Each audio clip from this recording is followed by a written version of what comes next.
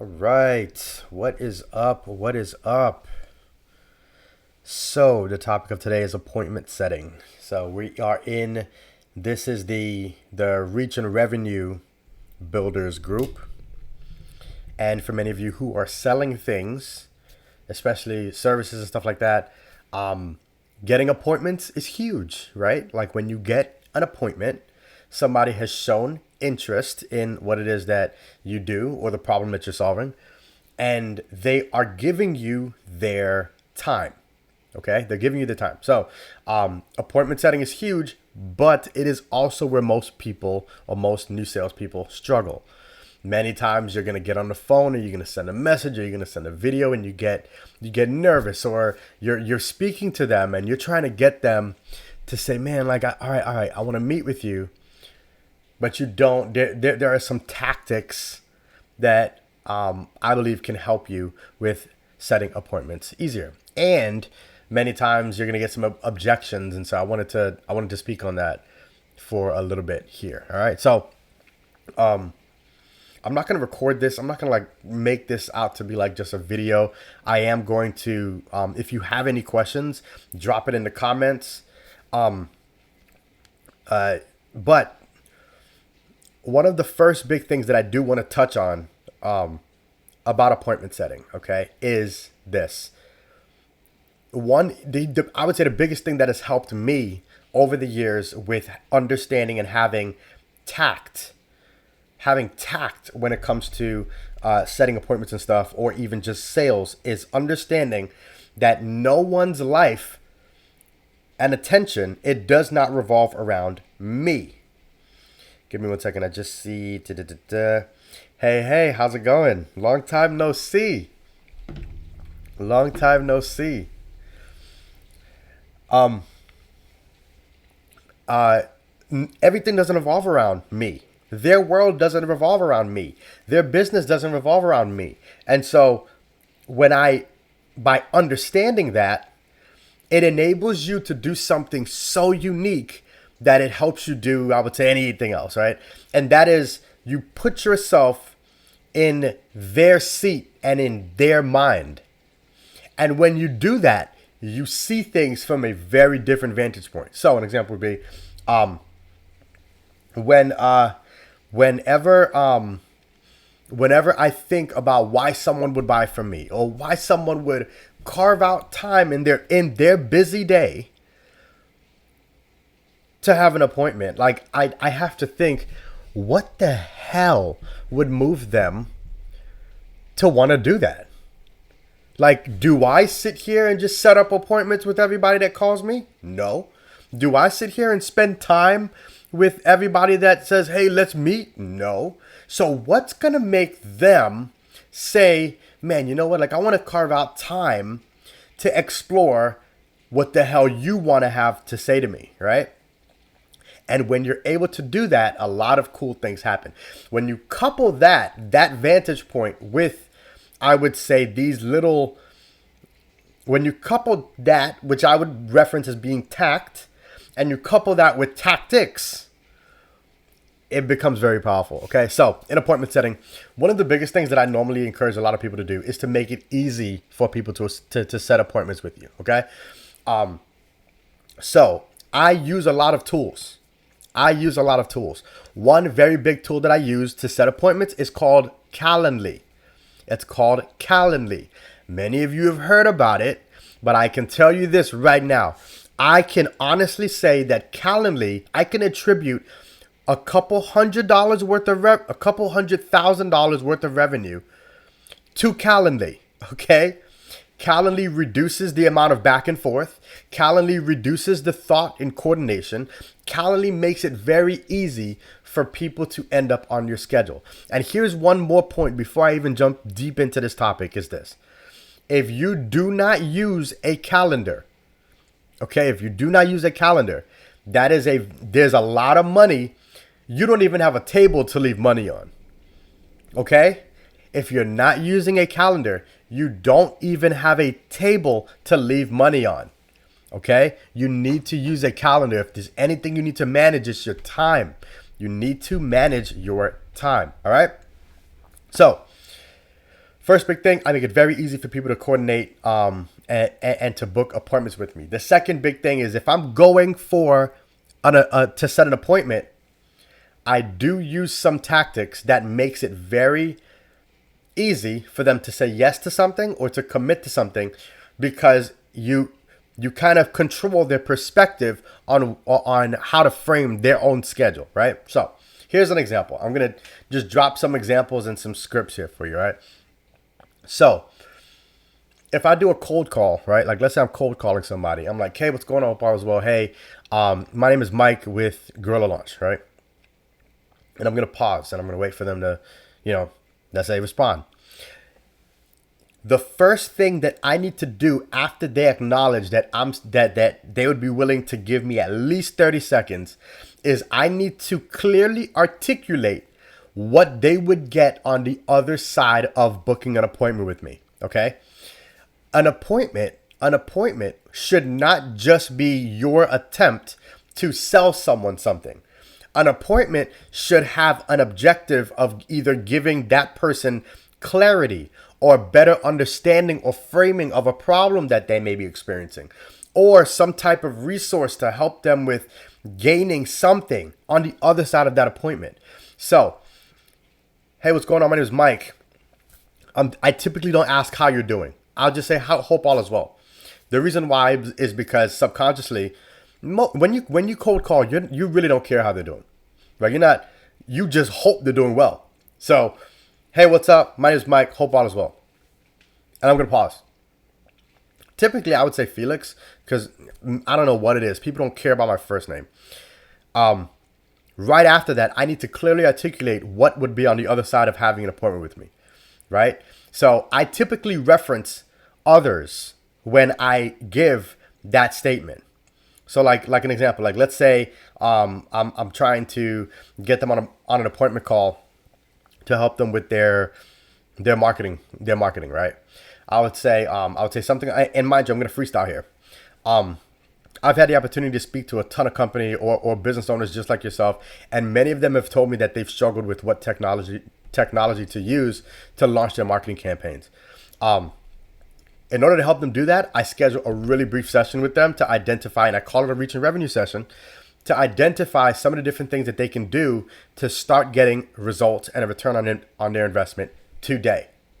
Would absolutely love to be able to do the same thing for you, right? Now, a couple things that I did there, right?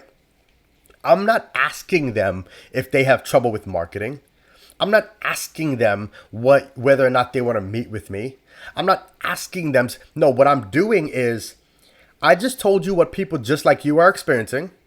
I briefly discussed the fact that I'm able to get them a little bit of some clarity on what technology to use to solve it. And I'm giving you the opportunity to meet with me to talk about it. I'm giving you that opportunity. I'm sharing something with you. There's nothing I want from you. Like, I don't want anything from you. I'm not trying to take anything from you. I'm opening a door for you, right?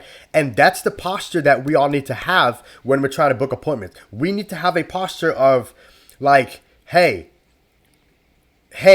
here's what people typically get out of meeting with me. This is why you should meet with me, and let me open this door or give you the opportunity to do so. That posture attracts people. It attracts people. Now, of course, you're going to wait and you're going to try to, see what the response is.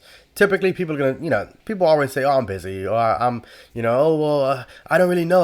Like, well, so what happens? And they say whatever. No one cares. The next step here is to get very strategic on how to understand the process of getting on their calendar and whether or not they're the right person to speak to, right? So what I typically do is I typically say something along the lines of, hey, I'd love to shoot for next week. Now, I'm not available Monday and I'm not available Friday. But on your end, what day is bad for you? Right? Now, hear what I just said there, right? I'm not available Monday, and I'm also not available Friday. But what day is bad for you? Now, that question is it's weird for most people. But it's an exclusionary question. That exclusionary question enables me to pick anything outside of what doesn't fall in the not. Now, what people typically do is they'll say, "Oh, well, when are you free? When are you free? When are you free?" And what happens is they're going to say, "Oh, I'm available on Tuesday." And then you're going to say, "Oh, well, I'm not available on Tuesday. Are you available Wednesday?" And they're going to say, "No, I'm not available Wednesday. Are you available Friday?" And I'm going to say, "Oh, I'm not available Friday." And all of a sudden you're back and forth, and it messes up the authoritative dynamic that you're trying to create. It messes up the authoritative dynamic that you're trying to create. I told you when I'm not available, and I asked you what day you're not available. If you tell me, okay, well, now mind you, in their head, they're blocking off Monday and Friday, right? They're blocking off Monday and Friday. And I'm going to tell you something to follow that, right? They're blocking off Monday and Friday because I said I'm not available on those days. Now, if they say, "Oh, well, Thursday's bad for me," right? Now, anything I say on Tuesday or Wednesday should be good for you because they mentally thought through the fact that Thursday's bad for them, right? So they say, "Oh man, Thursday's bad for me." Okay, all right, cool. So how about we shoot for Wednesday? How does 2:00 sound, right? I'm going right for a time. I'm telling you now, it's so bothersome to see people try to set appointments by, again, trying, "Oh, well, what time is good for you? What this is good for you? What day is good for you?" No. Hey, how about Wednesday at 2? How does that sound? Boom. You're shooting straight, okay?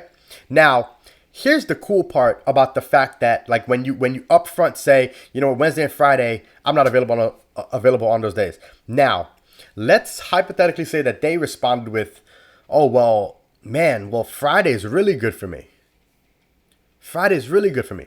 Now, if I respond and I say, "Hey, all right, well, give me 1 second. Let me see what I can do for you." Because I really believe that, it'll be important for us to have a session or for us to have an appointment. If I can move some stuff around, stuff around for Friday, would Friday at 2:00 work for you? Now let me. I gotta confirm on my end. I gotta move some stuff around. But if I can move some stuff around, does Friday at 2:00 work for you? Now I am giving you something. Like, again, I'm not available Friday. You tell me you're available Friday. Now I gotta shift my schedule around to be able to accommodate. But again, this is a cold call. This is a cold video, a cold conversation. When people feel as though you are giving, they typically reciprocate with either commitment or conditions. They're gonna reciprocate. But there's one thing I walked away from that conversation with. I walked away with an appointment. Let's say someone says, "Oh, well, oh my gosh, I'm really busy." "Oh, I'm really busy." Typically, great salespeople. Again, this is gonna take a little bit of practice. Great salespeople would say, "Oh man, I'm busy as well. Now, even if I would look at next week, I'm slammed most of next week. With you being busy and me being busy, how does Wednesday at 2:00 sound? It's. And this is if we erase that part of the conversation around them actually saying that they're available, Tuesday through Thursday, right? But I'm bringing this up because when it comes to rebuttals, a lot of people do not do well with rebuttals because they focus too much on the rebuttal versus the objective of the call, or the objective of the message, or the objective of the pursuit to get an appointment. The pursuit is for an appointment. The pursuit is not to field objections or to address objections. That's not the point of the call. So you always got to keep your eye on the point of the call. It is to set an appointment. Now, I'll tell you this, and this is absolute facts. This is true. No one can debate this. The person who is capable of setting the most appointments is the one who will always make the most. Period. You name a business selling anything, the person that is capable of getting the most appointments will always make the most money. Period. Not debatable. That's the reason why I'm sharing any of this insight in a reach and revenues group. All right? Reach and revenues group. Now, let's say somebody were to come to me and say, "Hey, man, I'm to be honest with you, I like that brief statement that you just said around like you helping companies just like mine. That is something that I'm feeling. I really am slammed right now. I don't know what my schedule looks like for the upcoming weeks.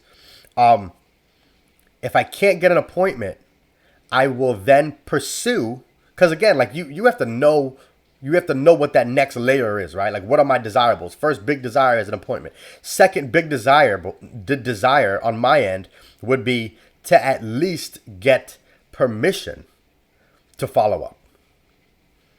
At least get permission to follow up. So if somebody says, "Hey man, I honestly, yes, what you just mentioned, I do struggle with. I do want to talk to you, but I have no clue at all what my schedule is going to look like over the next coming weeks. I can't even commit anything." Awesome. Hey, how about this?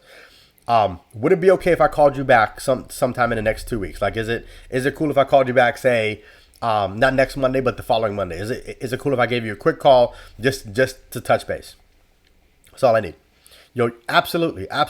Awesome. Is there anyone else that I should maybe follow up with in the event that you're too busy? Like, is there someone else in your business that also handles A, B, and C? Is there someone else in your organization that also handles A, B, and C? Like, are you the best person to even talk to?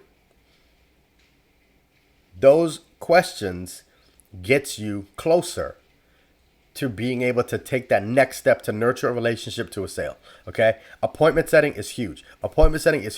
I can be a dum-dum. But if I am great at setting appointments, the more people I have the opportunity to get on the phone with or to do a video like a Zoom with, the more people I can do that with, the more money I'll make. Any of us, any of you, you will always make more revenue if you can set appointments. This is typically where people fall short, though.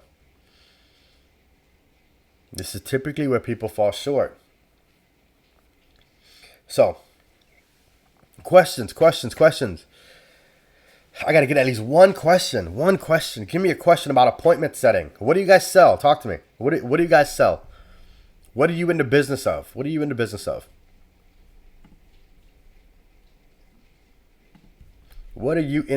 of? What's your business? What is your business? What is your business?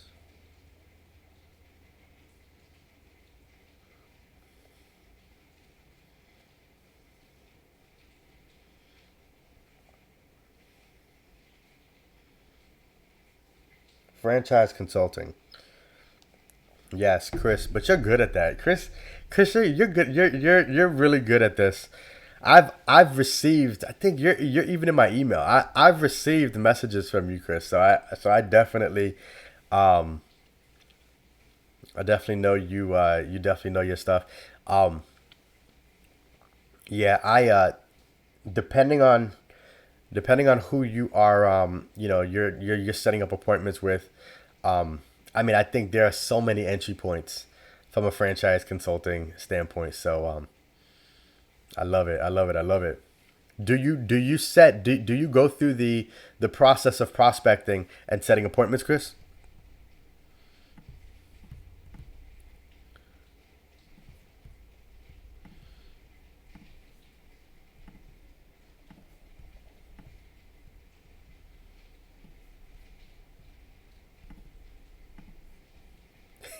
All day, every day. Let me tell you, I can't tell you how many talent. Like, all right, so even and I tell some people this. There are people who have, and I'm not referencing the franchise consulting, but I'm referencing anything. Right? There are people who have a skill that they have a skill that all the skill needs to be done. Like, the only thing that needs to be done in order for them to tie their skill with revenue is opportunities to do it, projects, right? I've seen very talented people not be able to lean into their skill because they don't get appointments. They have no one to talk to.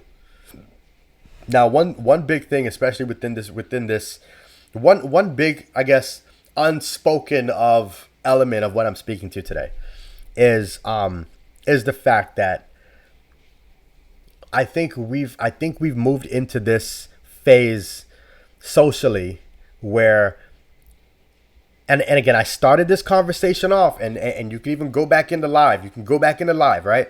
I started this conversation off by telling everybody what I believe a core change that helped me, why it helped me be able to do this better. And that is the fact that everyone else's world does not revolve around me. Far too many people, like, they'll make a social media post, and it's like, call me to schedule your appointment for dot dot dot, and then nobody sets it, and then they're like, man, nobody cares, everybody's stupid, everybody's this, everybody's that.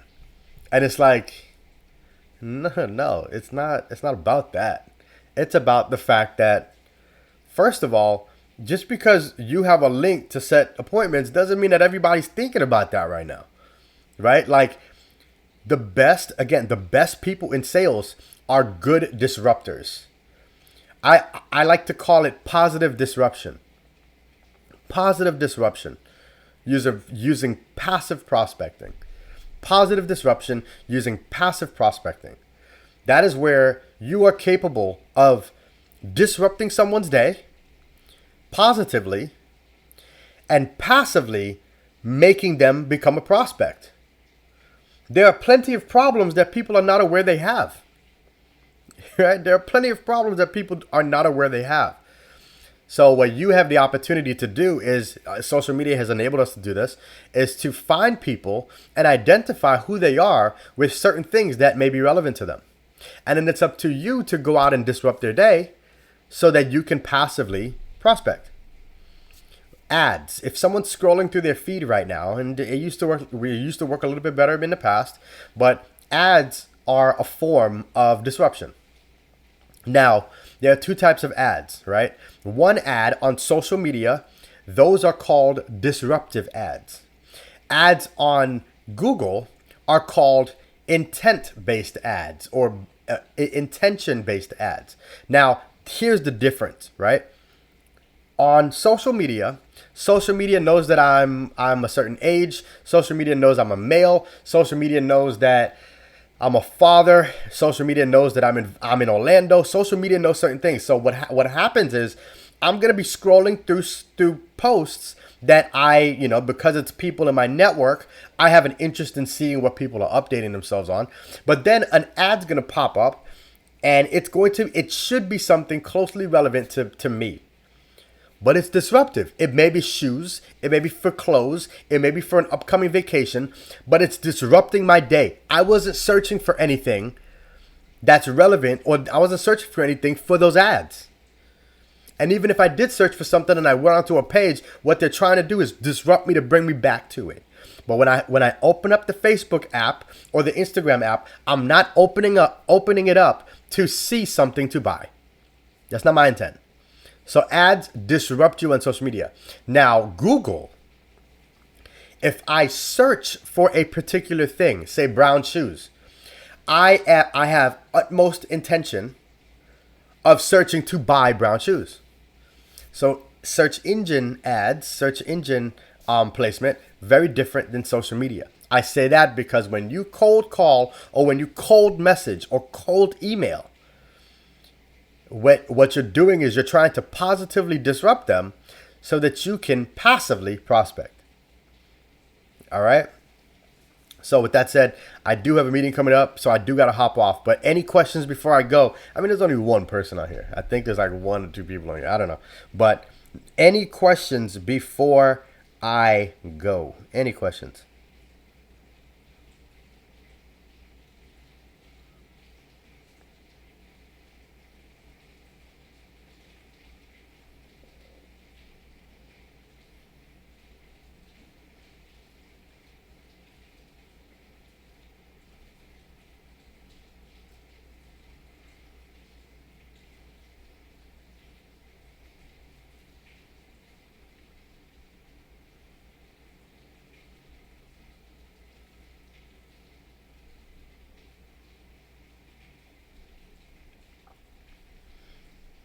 So do I do what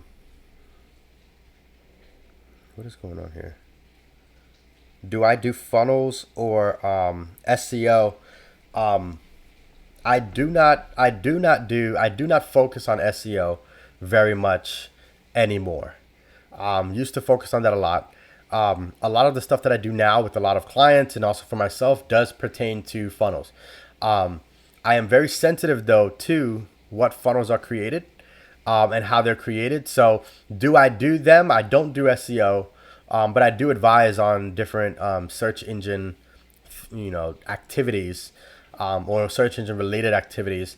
When it comes to funnels, I do provide a lot of consult within the realm of understanding what type of journey someone should create for their prospects to be able to either minimize that marketing qualification pipeline and maximizing the sales qualification or the output of qualified sales opportunities. So the answer to that is yes, no. Yes, no. There are, and I typically, one thing that I typically advise a lot of people to do prior to setting up funnels is to do exactly what I'm speaking to here, which is doing a lot of the manual work first so that you know what to automate. I think far too many business owners right now, like they're jumping right into automation. Like they're like, oh my gosh, I heard about this thing called funnels and ClickFunnels, and I heard about this, and I heard about Marketo, and I heard about Pardot, and I heard about Kartra, and I heard about this, and I heard about that. And what's happening is like they're doing the wrong thing the right way, or they're doing the right thing the wrong way, versus when you do a lot of cold emails and cold calls, or cold messages and stuff like that, you do that human to human element is there. And then now you understand exactly what to put on that landing page, exactly what to put on that opt-in page, exactly what to put on those first couple nurture emails, exactly what to put into that DM bot, exactly what your initial script should be in order to get them to respond in a particular way to be able to move them through that marketing qualification funnel. So let's do it, man. Let's do it. Let's do it. Let's do it. Let's do it. Why am I not seeing? I'm not seeing the. I'm gonna send you a message here, Chris.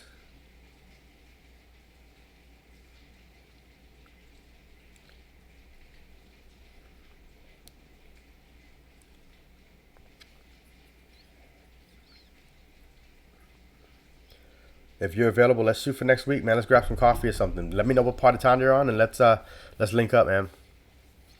Or even if you want to do something virtual, I'm down for that too. I am down for that too. All right, you guys, I gotta run. But if you have any questions about this stuff, let me know. If you have any questions about what technology to use to be able to make this stuff easier, let me know. If you have any questions about scripts, let me know. If you have any questions about different tactics to use to be able to get better at this whole appointment setting thing, let me know. If you need to figure out what the hell to do after an appointment, let me know. All right. Actually, you know what? This is something I need to encourage everybody to do as well. Leverage this group, please. Shit. I mean, this group is called Reach and Revenue Builders, and it's not just this should not be the Mike Felix show. I honestly want to be able to have more experts come in and share information on things that would help everybody else build their revenue. So if you have any questions, drop it in the group, or if you have insight and advice, drop it in the group. All right. So engage. I would love to build a community of reach and revenue builders. All right. Peace.